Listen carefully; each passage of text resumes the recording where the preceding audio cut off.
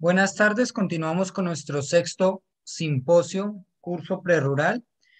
En esta oportunidad tenemos al doctor Jonathan Alexander Peralta Jiménez. Él es médico cirujano de la Universidad Nacional de Colombia, especialista en ginecología y obstetricia de la Universidad Nacional de Colombia. Cursó el entrenamiento de cirugía mínimamente invasiva en ginecología de la misma universidad y en el momento está cursando la especialización en educación para profesionales de la salud de la Universidad Javeriana y la Universidad del Rosario. Él nos comparte su charla, Trabajo de parto eutóxico, la teoría a la práctica. Doctor Jonathan, puede continuar. Listo, muchas gracias. Bueno, entonces en esta ocasión vamos a hablar de trabajo de parto eutóxico, como le estaba mencionando Iván. Eh, este es un tema de interés. Afortunadamente le compartieron dos charlas, porque hablar de parto eutóxico y parto distóxico es totalmente diferente. En esta ocasión vamos a hablar del parto eutóxico. Vamos a tratar de hacerlo de la manera más práctica posible y básicamente les traje como lo más importante que quiero que se lleven para su curso, pues para su rural y que ustedes sepan ponerlo en práctica, porque ya lo teórico lo tuvieron. Entonces, pues básicamente que es como para reforzar un poquito y que se den cuenta de algunas cositas que a veces uno no le dicen en la carrera, pero son necesarias durante el rural. Entonces, pasamos de esto, de lo que es tener pues la alegría de la madre en el momento de tener a su bebé, la expectativa que tienen para pues en el momento del trabajo de parto y pues nosotros acá desde la parte humana, desde la parte médica, donde nosotros vamos a hacer una asistencia a esa madre que viene con unas expectativas grandes de conocer a su nuevo amor. Entonces vamos a hablar un poco a mi nivel general. Recordemos que hablar de parto eutóxico, o sea, hablar de un parto normal es muy necesario porque debemos detectar lo distóxico, las alteraciones en el trabajo de parto. ¿Por qué? Porque cada día mueren aproximadamente 830 mujeres, tanto por complicaciones relacionadas con el trabajo de parto por algún motivo. Aparte de eso, también se habla que la mortalidad materna es diferente, es segregada para países en vía de desarrollo como el nuestro. Para el 2015 la mortalidad es tan alta que llega a subir hasta 239 por 100.000 nacidos vivos y para países para países desarrollados baja abruptamente hasta 12 por cada 100.000 nacidos vivos. Entonces, pues hay una brecha gigante que nosotros por medio de estas charlas queremos disminuir.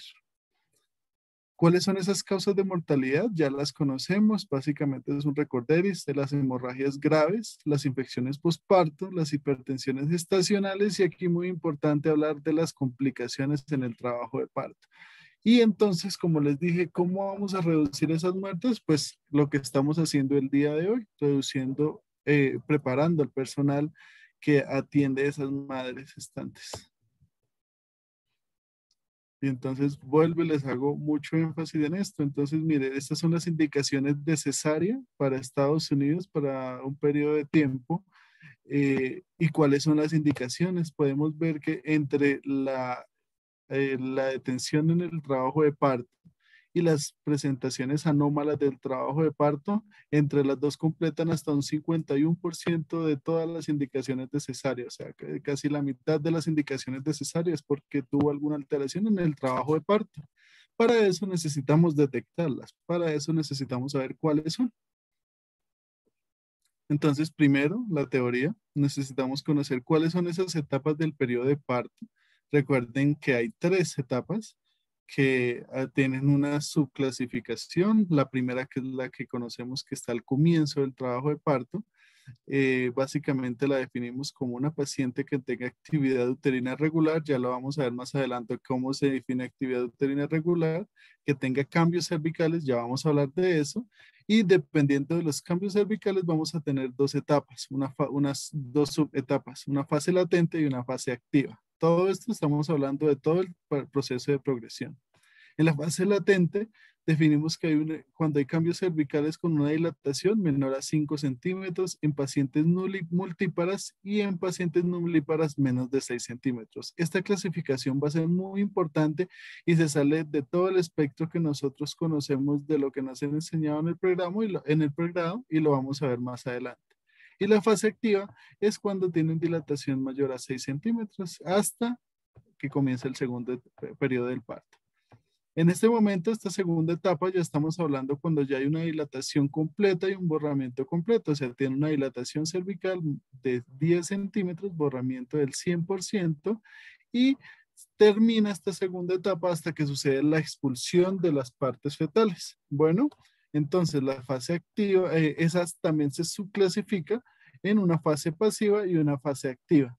La fase pasiva básicamente es cuando no, a pesar de que ya está con dilatación y borramiento completo, no tiene deseo de pujo. Y esto es muy importante que ustedes lo tengan en cuenta porque muchos pacientes, ustedes van a encontrar que ya están con dilatación y borramiento completo y que no tienen sensación de pujo, y ustedes le van a decir, no puje señora, ya tiene que estar pujando. No señor, no es el momento. Esta etapa, si bien es corta, pero es importante tenerla en cuenta porque si no pueden haber también fatiga materna y pueden haber complicaciones ya en el periodo expulsivo. Y la fase activa, que es la que conocemos, que es cuando ya hay sensación de pujo.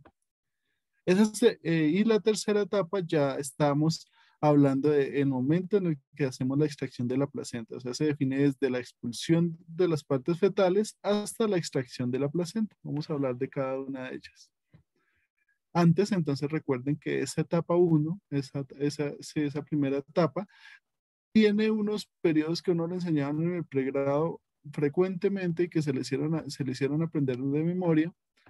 Y básicamente el libro de Williams nos permite traerla acá de manera gráfica. Entonces recuerden que primero hay un feto que todavía no está encajado, que cuando comienza el trabajo de parto se encaja, y posteriormente es una serie de maniobras como la rotación interna, la extensión de la cabeza, la extensión completa de la cabeza, y aquí es donde nosotros comenzamos a ayudar en el trabajo de parto. Ya esta parte, las primeras 5 pasos los hace la mamá completamente, pero de las 6 en adelante podemos ayudarle. Entonces, cómo le podemos ayudar? Con el desprendimiento perdón, con la rotación externa, o sea, cuando sale la cabeza fetal y hacemos la rotación externa de manera manual, y el desprendimiento del hombro anterior como el del hombro posterior.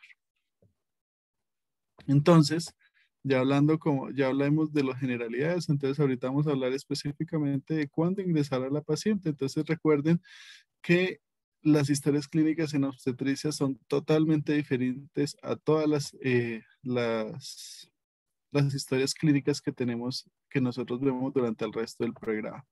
Es muy importante en este caso saber cuál es el motivo por el cual consulta. La mayoría les va a decir que tienen contracciones, pero no les van a decir que tienen contracciones. Les van a decir, tengo un dolor que comienza a nivel abdominal, que baja a la región, a región bajita, o sea, a nivel del hipogastrio, o que comienza a región lumbar y se raya hipogastrio, que básicamente, y son frecuentes o son infrecuentes, me dan cada 10, cada 15 minutos o cada 5 minutos. Eso es actividad uterina.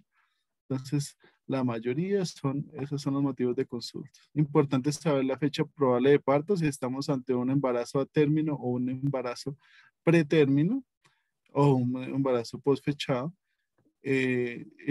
Cuándo comenzó la actividad uterina, si ha sentido mover al bebé, saber si las membranas están rotas o están íntegras, y si hay sangrado vaginal para descartar otras posibles complicaciones del trabajo de parto.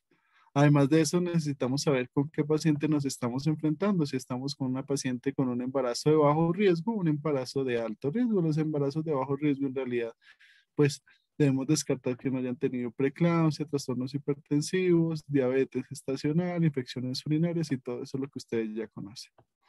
Y debemos identificar los factores de riesgo y posibles condiciones patológicas en que nos prevean que puede haber una distocia o una alteración en el trabajo de parto. En el examen físico necesitamos saber el estado general de la paciente, si no está séptica. Acuérdense que a pesar de que viene en un trabajo de parto, podemos tener pacientes en trabajo de parto que tengan algunas otras alteraciones. El ejemplo para esta época, entonces paciente con COVID positivo, asintomática, pero nos llega en trabajo de parto. Tenemos que saber cuándo, si tiene ese diagnóstico o no tiene ese diagnóstico. La valoración obstétrica, entonces, esto es muy importante saber primero la altura uterina. La altura uterina nos da un indicio, mm, nos da una forma indirecta de saber el peso o qué tan grande viene el embarazo. Recuerden que también necesitamos detectar esas alteraciones junto con las ecografías y hacerle seguimiento en el peso. Si ya está encajado, si no está encajado, la frecuencia cardíaca fetal y el examen físico ginecológico. Esto es muy importante, especialmente las pacientes que refieren que tuvieron sangrado vaginal. Si tuvieron sangrado vaginal, es importante hacer una especuloscopia antes del tacto vaginal. ¿Por qué? Porque si estamos ante el hallazgo de una abrupción de placenta o una placenta de implantación baja, estamos y le hacemos el tacto vaginal sin haber visto previamente el cervix, pues estamos básicamente condenando al bebecito. En el tacto vaginal, mirar si tiene cambios cervicales o no tiene cambios cervicales y las membranas ovulares.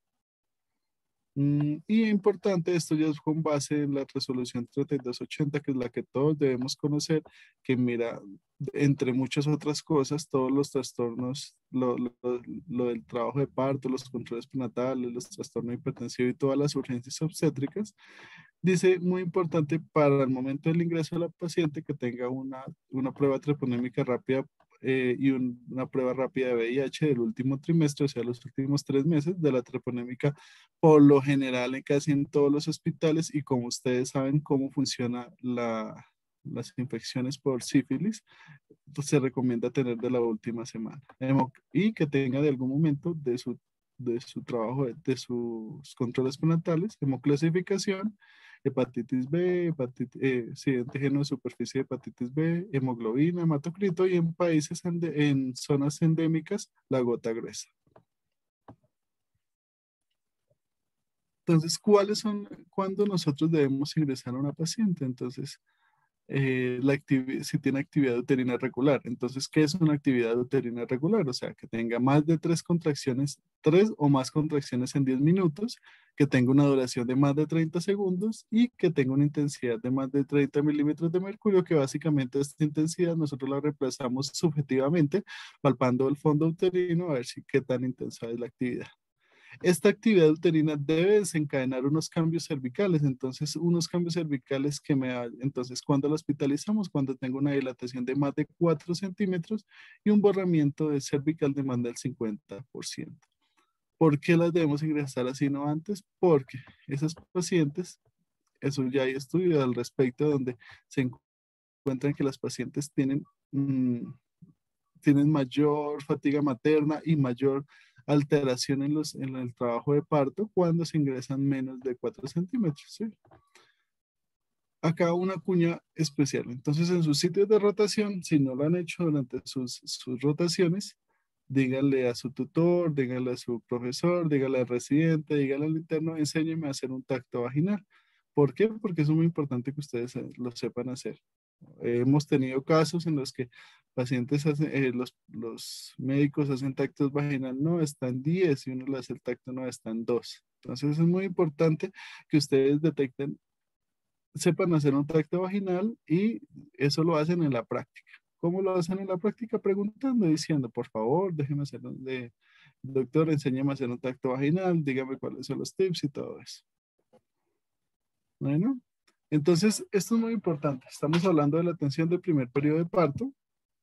Recuerden que en este momento eh, es muy importante. En este momento no siempre debió haber existido, pero pues en este momento hay como el boom de la humanización. La humanización, pues básicamente decía un profesor que pues no se puede hablar de un trabajo de parto sin humanización, sin embargo a veces pasa. ¿Listo? Entonces, muy importante estos tips que básicamente ayudan a que la mamá esté más tranquila y que no se sienta acongojada aparte por todas las contracciones y todo el trabajo de parto que tienen, que tenga otros estrés externo que nosotros le estemos infligiendo. Entonces, en esta época, pues lastimosamente muchas pacientes no han podido tener su acompañante permanente, un acompañante no solo ya en el periodo expulsivo, sino durante todo el trabajo de parto, pero idealmente cuando se controle toda esta parte de la pandemia, acompañamiento por parte del personal que ella elige, de la persona que ella elige. Analgesia peridural. Entonces, esto es muy importante. La paciente puede escoger cuándo y en qué momento quiere la analgesia. Que no, que en muchos lugares no tenemos analgesia peridural y obviamente los centros donde ustedes van a estar no van a tener la mayoría analgesia peridural. Bueno, hay otras indicaciones, otros medicamentos que no son la peridural, como el tramadol, la meperidina, todos esos son medicamentos que pueden ayudar a controlar parcialmente el dolor. Permitir la movilización a la madre, permitir que esté acompañada la paciente y esto es muy importante, entonces la toma de signos vitales cada hora o cada 30 minutos en los casos que estemos haciendo una inducción, escuchando frecuencia cardíaca fetal, tensión arterial, mirando tanto a la madre como al feto. Y esto muy importante al final, no estarle haciendo tactos vaginales a cada ratico a la paciente que porque sí, que porque no, que porque dijo, que porque no dijo. ¿Listo? ¿Por qué? Porque eso puede aumentar el riesgo de infecciones y genera incomodidad en la paciente. Qué feo es que una paciente que le estén haciendo tactos vaginales a esas mujeres a cada rato, ¿no? Solo cuando tenga alguna indicación. Lo que dice la 3280 es cada 4 horas, que no se superen más de 3 tactos vaginales o cuando ya tenga sensación de pujo. Esas son como las únicas indicaciones. Y esto es muy importante que eso ya está mandado a recoger, pero pues que a veces en los lugares donde ustedes van, donde hagan rurales así alejados del centro, se van a dar cuenta que aún se siguen utilizando como los enemas o los rasurados. Esto es muy importante, trato humano, no utilizar palabras o expresiones inadecuadas y estar muy pendiente. Acuérdense que tenemos dos pacientes, no solo la madre, sino también el feto.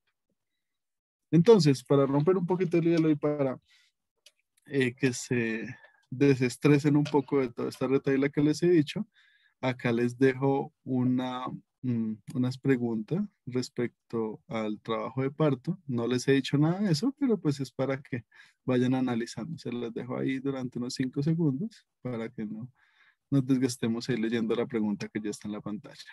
Entonces, vamos, la revisan, revisan cuál consideran que es la adecuada y pues ahí ustedes van teniendo como un indicio de lo que sigue ahorita a continuación.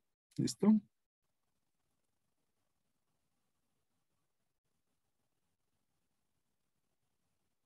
Bueno, continuemos. Y ya vamos a hablar del trabajo de parto en sí. ¿Qué pasó? Listos. Entonces, ¿cómo detectamos las alteraciones anormales del trabajo de parto? Pues utilizando una herramienta que nos permita mirar cuando está alterada.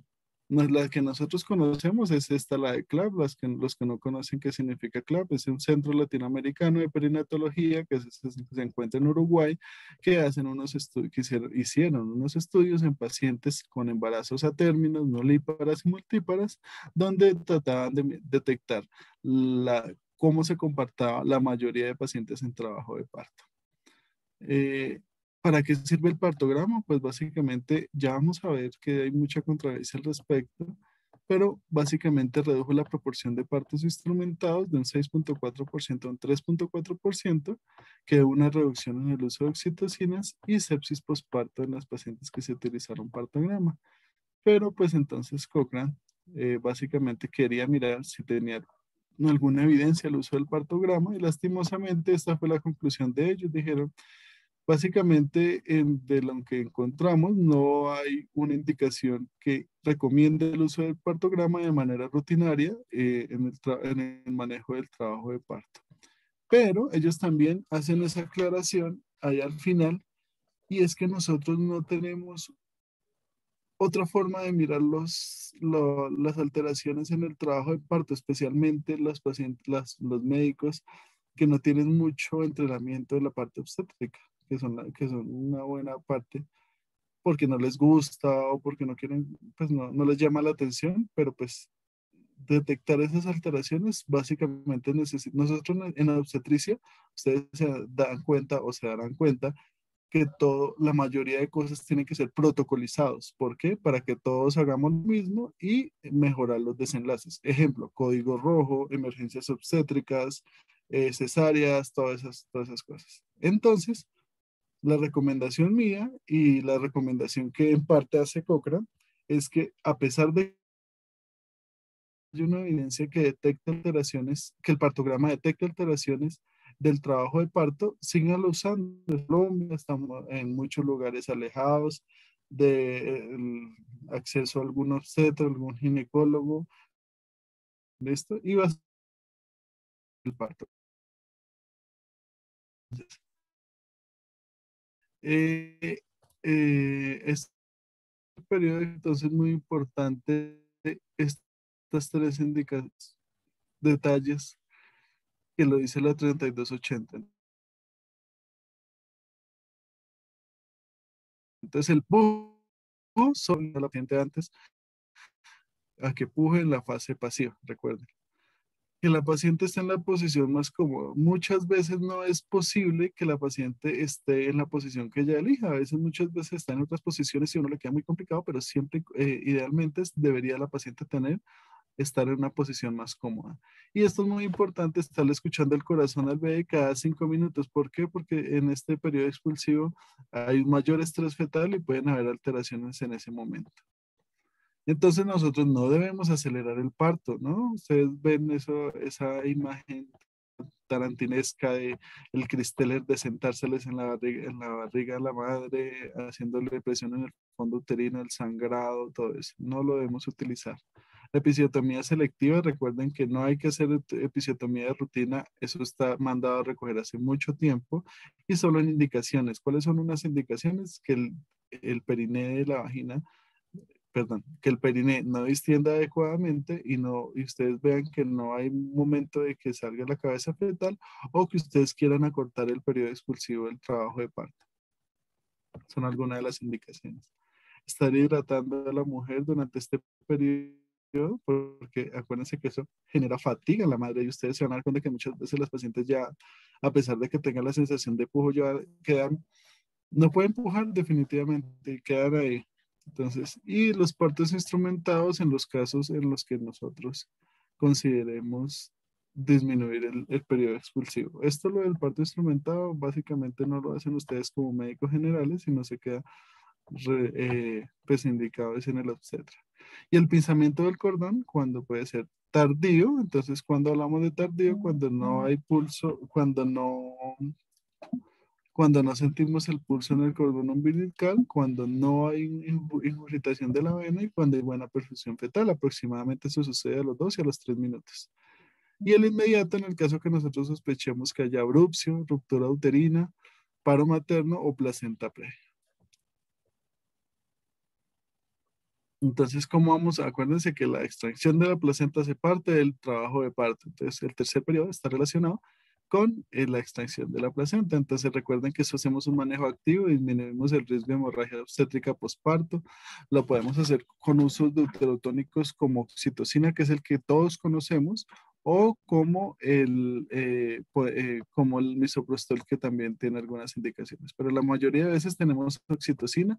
Si no tiene algún acceso venoso, podemos poner 10 unidades intramusculares o si tenemos un acceso venoso, no la vamos a pasar directa, sino en una infusión lenta en 10 cc de cristaloides, más o menos en 3 minutos. Bueno, y junto con eso, en el caso que no tengamos oxitocina, podemos usar misoprostol de manera sublingual y vamos a hacer una tracción controlada del cordón umbilical cuando estamos haciendo este manejo. Entonces, hacer la tracción controlada básicamente es hacer una tracción sostenida sin jalar, porque si jalamos estamos rompiendo el cordón umbilical y luego tenemos retención de la placenta. Básicamente es muy importante hacerle, antes de hacer la tracción del cordón umbilical, masaje sobre el fondo uterino para ayudar al desprendimiento de la placenta y eh, pues básicamente cuando ya tengamos la placenta afuera, utilizamos esta maniobra que se llama la maniobra de Dublin. La maniobra de Dublin es la que ustedes conocen, donde hacemos, giramos la placenta sin traccionar, ya cuando la tenemos ahí afuerita, porque si la traccionamos completamente, hay riesgo de que queden membranas ovulares y esas membranas ovulares, recuerden el código rojo y recuerden las 4Ts, pueden generar hemorragia obstétrica y aparte de eso pueden generar infecciones puerperales. Y muy importante en el posparto, cada 15 minutos estar revisando el tono uterino, tanto durante las 2 primeras horas como inmediatamente cuando se tiene el bebé. En el caso de, entonces, siempre revisar la placenta. Si nosotros tenemos sospecha de que haya alguna retención, debemos hacer una revisión uterina. Lo de la revisión uterina, pues básicamente es una tracción y extracción manual de la placenta que debería dejarse solo en los lugares donde haya disponibilidad de un anestesiólogo, porque eso genera dolor e incomodidad para la paciente, pero en el caso de que no sea posible, pues debemos remitir la paciente. ¿Listo? Y recuerden que estamos hablando de un alumbramiento normal, o sea, un tercer periodo normal durante los primeros 30 minutos. Entonces, ¿cómo? Volvemos a lo mismo, ¿listo? Entonces, ¿cómo nosotros detectamos que un embarazo va normal? Entonces, básicamente este fue la primera persona en el que trató de utilizar unas tablas, como una especie de partogramas, para detectar cuándo un trabajo de parto es normal y cuándo un trabajo de parto es anormal. Entonces, las tablas de Friedman básicamente incluyó 500 mujeres nulíparas y 500 mujeres multíparas hace mucho tiempo, en 1978, y miró cómo se comportaba. Entonces, encontró que más o menos el periodo es de cero, más o menos entre A y B. El periodo, corresponde al periodo de fase latente. Es un periodo en el que los cambios cervicales son muy pocos, pero llega un momento en el que los cambios cervicales comienzan a generar un aumento. ¿Listo? La premisa que parcialmente se puede utilizar es que en la fase activa nosotros debemos de tener una dilatación de más o menos 1 centímetro por cada hora transcurrida, con unas excepciones que ya vamos a ver y que les quiero demostrar por medio de este pedazo de la charla. Entonces, Feynman encontró que a partir de que comienza la fase activa, que es aquí donde está la línea discontinua, que más o menos para él es entre 3 centímetros y 4 centímetros de dilatación, desde ahí comienzan a progresar a haber cambios cervicales más frecuentes, va a haber un periodo en el que hay una aceleración continua y un momento en el que hay una desaceleración. Entonces ellos acá, Feynman en sus tablas encuentran que hay una fase de aceleración, una fase de máxima pendiente y una fase de desaceleración. ¿Listo? Todo esto corresponde a la fase activa. Bueno, entonces, una vez detectamos, bueno, perdón, entonces son de las tablas de Feynman. Entonces, posteriormente, Chang, en el 2010, dijo, bueno, eso es totalmente diferente porque en 1976 las pacientes eran flaquitas, no había tanta cantidad de pacientes con obesidad, el ingreso de más frecuente el uso de analgesia peridural, todo eso cambió como la epidemiología de las pacientes obstétricas que atendemos ahorita a las que atendían en 1978. Entonces él también creó unas especies de tabla y dijo, bueno, listo, entonces cosas que debemos tener en cuenta. Entonces, en realidad, para estas pacientes actuales, para el 2010 y de ahí en adelante, en realidad la fase activa no comienza entre 3 y 4 centímetros de dilatación, o sea, no hay un cambio tan abrupto, ya vamos a ver por qué, sino más o menos por encima de 6 centímetros de dilatación. Bueno, entonces acá están mostrando el ejemplo de una paciente nulípara que obviamente se puede demorar más en el trabajo de parto hasta 6 horas cuando tiene una fase activa y pacientes que tienen un embarazo y que tienen 2 embarazos previos. Bueno, y aquí lo que estamos viendo es cómo hacen una comparación. Entonces es digamos así, el control, la curva de alerta. Lo que esté por allá se considera anormal, lo que esté por acá se considera normal, y 3 pacientes específicamente. Entonces, pacientes que ingresaron en 2, pacientes que ingresaban en 3, 4 centímetros y pacientes que ingresaban en 4, 5. ¿Cómo progresaba más? Obviamente la que estaba más avanzada, porque ya vamos a ver el tiempo que se demora en pasar de una dilatación 4 a 5 o de 5 a 6 es mucho más largo de lo que se creía con las tablas de Feynman. Entonces acá lo estamos viendo, mire. Entonces, perdón. Entonces, en estos pacientes, dependiendo de la paridad, pues, una G0, una G1, una G2 y una G3, encontramos que el tiempo es diferente. ¿Listo? Entonces, para que pase de 4 o 5 centímetros en una paciente nulípara, puede tardarse hasta 6 horas. ¿Listo? Y si ustedes recuerdan en los partogramas del CLAP, van a ver que la fase activa para ellos comienza entre 4 y 5 y ustedes ven una línea discontinua y se dan cuenta que se comienza la fase activa. Y entonces ustedes imagínense pasar 6 horas, estaríamos pasando y saliendo de la curva de alerta y básicamente nos estaríamos asustando. Y de 5 a 6 puede demorar hasta 3 a 2 horas. En la medida que va aumentando la paridad, ese tiempo se va disminuyendo, pero no varía tanto entre una G2 y una G3. ¿Listo? Entonces estas tablas solo las sacaron con base en los estudios de Chang. Y aquí básicamente hay muchos ya estudios que tratan de mirar a ver cuáles son los cambios que hay con la epidemiología de las madres actuales. Y básicamente todas concluyen, y es el punto al que quiero llegar, es que la fase activa se considera por encima de 6 centímetros. Un cambio abrupto a lo que nosotros teníamos, que era de 4 a 5 centímetros, que es lo que nos enseñaban en pregrado, pero básicamente por todo lo que les dije, el tiempo tan prolongado para que pase de 4 a 5, de 5 a 6, genera que haya una mayor tasa de cesáreas, pues porque se salen del partograma y uno dice, no, ya se está demorando mucho, toca operarla, pero en realidad es por los cambios que han generado en la epidemiología con todos los cambios actuales del perfil de la madre. Bueno, y recuerden que no es lo mismo una inducción que una paciente que llega en trabajo de parto espontáneo, ¿sí? Para que una paciente nulípara, acá arriba nulípara, que tenga cambios cervicales cuando ingresa para inducción o conducción del trabajo de parto, se demora mucho más que una paciente que ingresa y que tiene un trabajo de parto espontáneo, ¿sí? Teniendo en cuenta todo esto que les acabo de decir con actividad uterina regular. Bueno, y lo mismo sucede en pacientes multíparas. El tiempo básicamente va a disminuirse que respecto a las pacientes multíparas y lo mismo si es inducción o si es espontáneo. Listo, la segunda pregunta que quiero que respondan y básicamente es ya el final de la charla, el otro pedazo que me falta de charla, es respecto a la inducción del trabajo de parto, es posible afirmar que. ¿Listo? Entonces una de esas es correcta, las otras no es correcta y pues lo mismo, se las muestro acá para que se den cuenta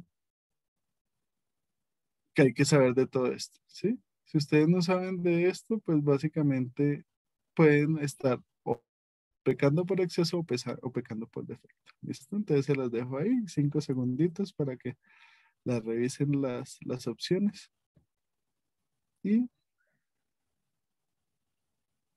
vamos a ver. Entonces, básicamente, ya para finalizar la charla, entonces vamos a hablar de esta pregunta específicamente. Entonces, respecto a la inducción del trabajo de parto, es posible afirmar que. Entonces, ¿qué es el índice de Bishop? Entonces, nos pasamos a esta charla, a esta presentación. Entonces, el índice de Bishop es un índice que básicamente mira el cuello cervical en una paciente que ingresa en trabajo de parto con actividad uterina y que ustedes les hacen un tacto vaginal. Entonces,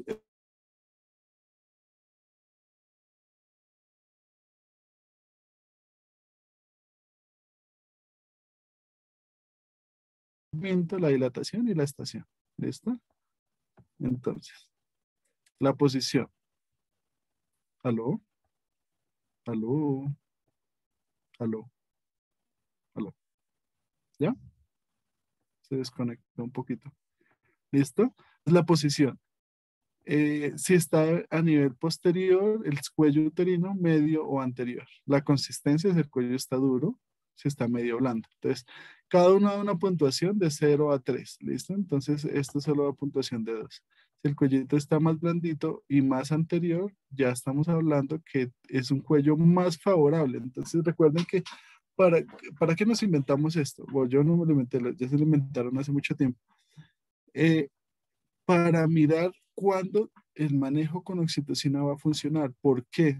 Porque es que recuerden que el cuello uterino básicamente en su mayor proporción está constituido por tejido conectivo y muy pocas fibras de músculo, de miometrio. ¿Listo? Y recuerden que el punto, los receptores de oxitocina se encuentran sobre el miometrio. Entonces, si ustedes le pueden poner 1000 litros de oxitocina, pero nunca el cuello uterino les va a dilatar cuando no hay un cuello favorable. ¿Listo? Entonces, el borramiento, básicamente, ustedes entre más borrado esté, más puntuación nos va a dar. Y la dilatación, entre más dilatado esté, más, pues más puntos nos va a dar. Y la estación, entre más bajito esté, obviamente, pues más puntos nos va a dar. Entonces, nosotros hablamos de un cervix favorable cuando tiene más de 6 centímetros en esta puntuación y un cervix desfavorable de menos de 6 centímetros. Entonces, lo que surgió en estos cuellos uterinos que no son favorables es el uso del misoprostol u otros análogos de la prostaglandina. Con los que nosotros disponemos acá en Colombia, es de misoprostol, no de 200 microgramos, sino 25 microgramos. Los ponemos vía vaginal cada 6 horas y básicamente hacemos un ciclo de 4 dosis. Si en esas 4 dosis definitivamente no hay cambios cervicales, pues ya no se considera que vaya a progresar por vía vaginal. ¿Y cuándo debemos utilizar inducir un parto? Pues cuando nosotros primero detectemos pacientes con alteraciones en el trabajo de parto que tengan unas indicaciones específicas de inducir un parto. Pongo un ejemplo, trastornos hipertensivos del embarazo, hipertensión gestacional, preeclampsia sin severidad, debemos desembarazarlas a la semana 37.0. Pero pues obviamente a la 37.0 no va a haber un servicio favorable, entonces tenemos que utilizar estas herramientas. Bueno, entonces esta tablita que está a la izquierda es para que yo les quiero mostrar cómo, o sea, a pesar de que el embarazo se considera término entre la semana 37 y la semana 42, podemos tener diferentes términos, ¿sí? Entonces, término temprano entre la semana 37.0 y 38.6, término completo, perdón. Término completo entre la semana 39.0 y 46 y término tardío entre la semana 41.0 a 41.6. ¿Listo? Entonces, básicamente, cuando vamos a inducir un parto en una paciente que no tiene un embarazo, ninguna complicación del embarazo y que no ha iniciado contracciones, idealmente, si podemos hacerle seguimiento a esa paciente cada 48 horas entre la semana 41.0. ¿Listo? Es la indicación 41.0.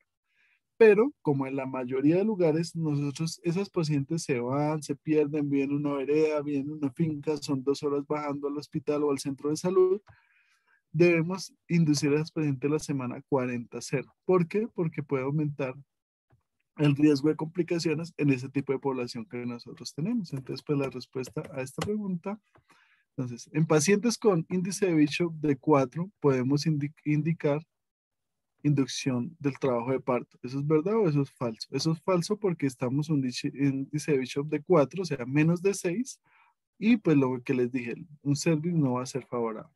En pacientes con índice de Bishop de 7, ¿podemos iniciar inducción con oxitocina? ¿Sí o no? O sea, sí, ¿listo? ¿Por qué? Porque tiene más de 6 el índice de Bishop y ya consideramos que ese cervix es favorable. Sigamos con las otras. Debemos iniciar goteo de oxitocina para inducción del trabajo de parto a las 39 semanas en un embarazo de bajo riesgo. ¿Sí o no? Dijimos que no, ¿cierto? Vamos a llegar solo hasta la semana, por muy temprano hasta la semana 40 o por muy laxo hasta la semana 41. Y finalmente el misoprostol no está usado para maduración cervical previo a la inducción del parto. Eso es totalmente falso porque esa es nuestra herramienta acá en Colombia para inducir el parto. En Colombia y en los hospitales públicos que tenemos. Hay otros lugares donde tenemos disponible progesterona en gel que también puede ayudar a generar maduración cervical. Y básicamente todo eso lo anterior es para que ustedes se den cuenta cuando se considera normal un trabajo de parto y toca hacer algo. ¿Listo? El resto se avanzan solos. ¿Listo? Entonces, cuando consideramos que estamos en la normalidad, basados en las guías de la COG y de la Sociedad de Medicina Materno-Fetal. En la primera etapa del periodo de parto, consideramos una prolongación de la fase activa cuando hay menos de 1 a 2 centímetros de dilatación por hora. O sea, se sale de ese percentil 95 de las pacientes. ¿Listo? Y detención del trabajo de parto en la fase activa es cuando están con dilatación entonces esto es muy importante que lo tengan en cuenta, ¿no? Más de 6 centímetros en pacientes que tienen ya las membranas rotas y que básicamente o no tienen cambios cervicales por más de 4 horas a pesar de que tienen actividad uterina adecuada, o no hay cambios cervicales por más de 6 horas con actividad uterina inadecuada, o sea, con actividad uterina irregular, ¿listo? O sea, básicamente si está con contracciones regulares y tiene más de 6 centímetros de dilatación, son 4 horas. Y en el expulsivo es muy importante tener en cuenta, ¿listo? Entonces acá cambia según si es con anestesia regional o sin anestesia peridural, perdón, peridural. Y si es nulípara o multípara. Normal, menos de 3 horas el expulsivo, sin embargo, eso ya lo digo como experiencia y es que no hay coronaria que aguante 3 horas un expulsivo o 4 horas un expulsivo, pero lo está determinado pues en las guías diferentes. Y con analgesia peridural hasta 4 horas. Y multípara 2 horas sin analgesia peridural y hasta 3 horas con analgesia peridural. ¿Qué se ha visto esto? Tratar de esperar esos tiempos y no acelerarnos a que ya lleva media hora en el expulsivo y no lo vamos a aguantar. Entonces, menor tasa de cesárea si nos aguantamos, si el bebé está bien cada 5 minutos escuchándole la frecuencia cardíaca y no hubo un aumento de la mortalidad ni morbilidad materno-perinatal. Bueno, y ya para concluir, quiero contarles que entonces estas son las conclusiones que tenemos. El trabajo de parto es un proceso dinámico donde interactuamos pues tanto el paciente como el personal de salud, no solo el médico, enfermeras, auxiliares, el camillero, todos ellos. ¿Listo? El trabajo de parto tiene los 3 periodos que, como les dije, les expliqué, cada uno debe tener un cuidado especial y a pesar de que son guías, debemos proceder a hacer un manejo individual de cada paciente. ¿Listo? Los pacientes pues es un paciente y no es una estadística. Y teniendo en cuenta todo esto, lo que les acabo de dar en la charla, ya nos damos cuenta qué es normal y qué es anormal para actuar inmediatamente. Para eso tenemos esas herramientas, para eso estoy yo acá y para eso está este curso prerural, para que aprendamos y para que apliquemos lo que estamos aprendiendo el día de hoy. Y básicamente la conclusión que yo siempre les doy en cada curso prerural que afortunadamente he tenido la oportunidad de dar en los últimos 4 años, 3 años, es disfruten esta etapa que comienza, pero siempre pensando en la paciente y siempre pensando en el bienestar de la paciente.